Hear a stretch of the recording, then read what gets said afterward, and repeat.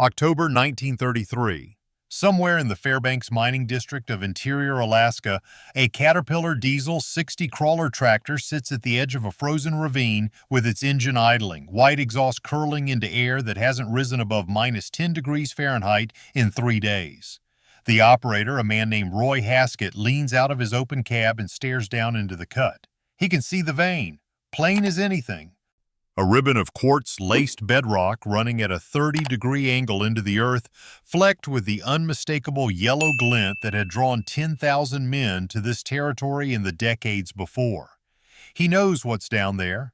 His assay samples say $8 to $12 per ton at 1933 gold prices. Good ground, maybe exceptional ground. And he cannot reach it. The ravine drops 60 feet at an angle too steep for the Cat 60 to safely descend.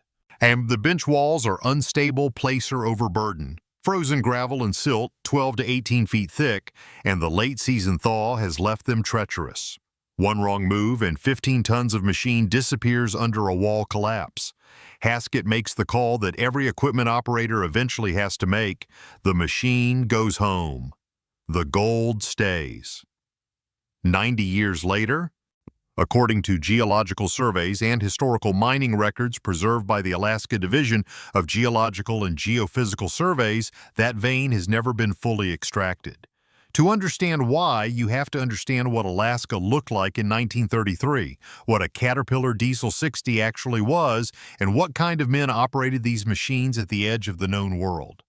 The Caterpillar Diesel 60 entered production in 1931. And it represented a genuine revolution in crawler tractor technology. Before it, gasoline-powered machines dominated the field, temperamental, fuel-hungry, prone to vapor lock and extreme cold. The Diesel 60 changed that equation. It produced 60 drawbar horsepower from a 4-cylinder engine displacing roughly 1,000 cubic inches, and it weighed approximately 22,000 pounds. In the contiguous states, it was building highways and clearing farmland. In Alaska, it was doing something more fundamental, opening ground that had previously required only picks, sluice boxes, and human muscle. The Fairbanks district had been producing gold since Felix Pedro's discovery in 1902. By the 1930s, the easy placer deposits, the creek gravels that a man could work with a rocker box, were largely spoken for. What remained was deeper ground, bench deposits elevated above the old creek drainages, and the kind of bedrock-hugging veins that required real earth-moving capacity to reach. That's where the tractors came in. If you want to see how Roy Haskett and his Caterpillar Diesel 60 came within arm's reach of a gold vein that's still sitting there untouched, please hit that like button. It helps us share more forgotten stories from the edges of American industry. See that subscribe button? It's our exchange, your way of saying this reached me. Not about the action size, but its meaning. Hit it if this resonated, drop a like if it moved you, and comment your thoughts on this story. Want to go deeper? Join the membership for exclusive 20-plus minute videos where we explore these ideas further. Let's complete this circle together.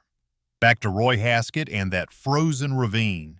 By 1933, there were perhaps 40 to 60 crawler tractors operating in the Fairbanks district, a mix of older Caterpillar 60s, some 35s, and a handful of the newer diesel machines. Operating them in interior Alaska was not simply a matter of mechanical skill.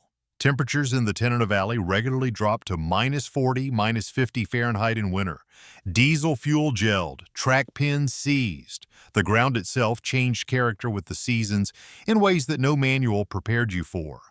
The permafrost layer beneath the surface gravels in the Fairbanks district typically begins anywhere from 1 to 6 feet below the surface.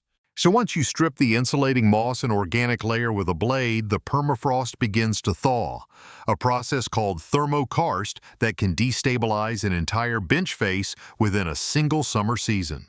Operators like Haskett weren't just mining.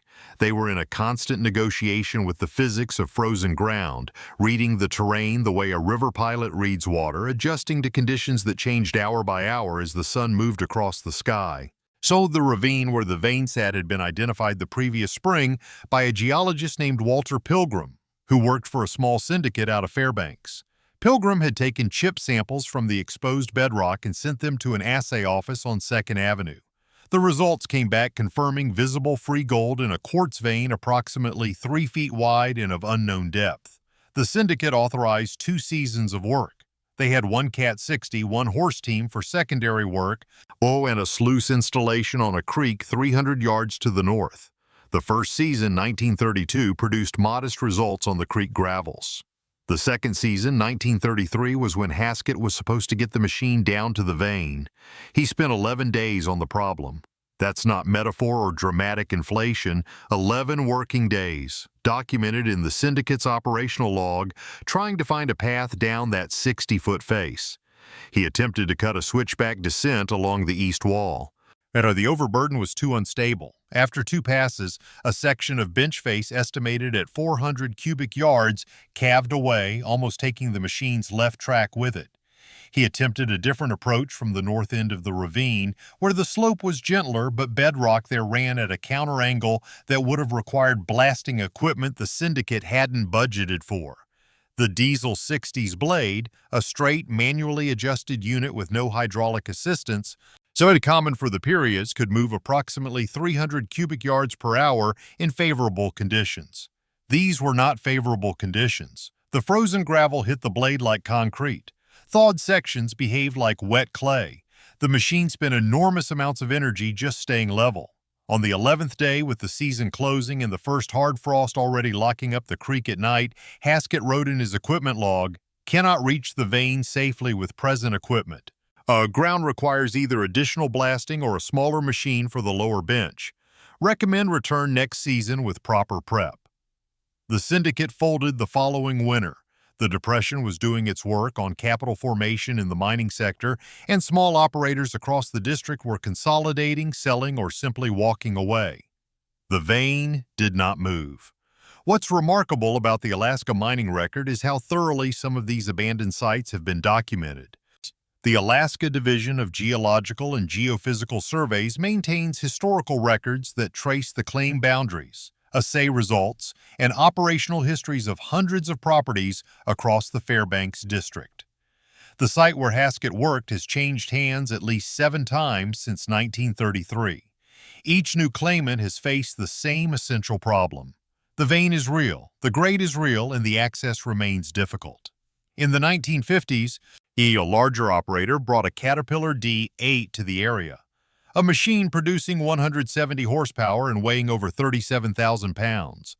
They successfully cut a road to the upper bench, but the lower ravine still required a descent that risked the equipment, and by then the economics of small-scale hard rock mining in Alaska had become unforgiving. Labor costs, fuel costs, the distance from any support infrastructure, it all added up. Should the D8's operator look down at the same vein Haskett had studied 20 years earlier, made the same calculation, and came to the same conclusion? There is a particular kind of frustration unique to earth-moving work. You can move mountains, literally, incrementally, with enough machine time and the right equipment. But the machine has to be able to reach the mountain.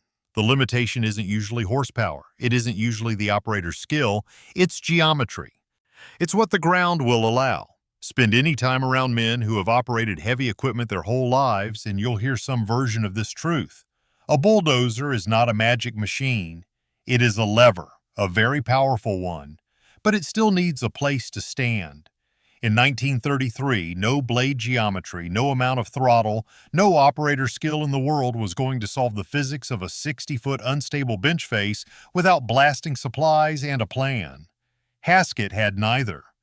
The syndicate had authorized the machine, not the full solution. Roy Haskett understood this. He didn't push the Diesel 60 over the edge because he wasn't that kind of man, and because 15 tons of machine at the bottom of a collapsed ravine helps nobody. He made a judgment call that protected the equipment, protected his own life, and left the problem for someone better equipped to solve. That kind of discipline, knowing when to stop, is actually the rarest skill in heavy equipment work. Anyone can push a machine hard. The men who last know when to pull back. 90 years on, the vein is still there. The geological surveys confirm it. The bedrock hasn't moved. And somewhere in the state archives in Juneau and in the field notes of the Alaska Division of Geological and Geophysical Surveys, Roy Haskett's equipment log describes the problem with the particular precision of a man who worked with his hands and understood that some things resist you not because they're impossible, but because the moment isn't right yet. Maybe the moment is coming. Modern mining technology, remote-controlled dozers, precision blasting, ground-penetrating radar has changed the calculus in ways Haskett couldn't have imagined.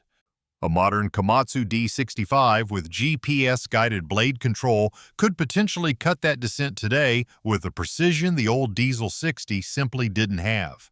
But economics still governs everything, and gold at any price only moves when the numbers work. Until then, the vein waits, the way gold always waits. Patient, indifferent, and completely certain that someone will eventually figure out how to reach it. It survived the Depression.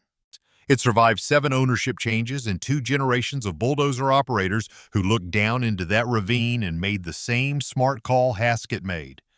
The ground doesn't get tired of waiting. It doesn't need a reason to hold on. If this story of a man, a machine, and the ground that wouldn't give reached you today, please like and subscribe. Your support helps us keep digging into the forgotten corners of American machinery and the operators who pushed it to its limits. Tell us in the comments where you're watching from. We read every one.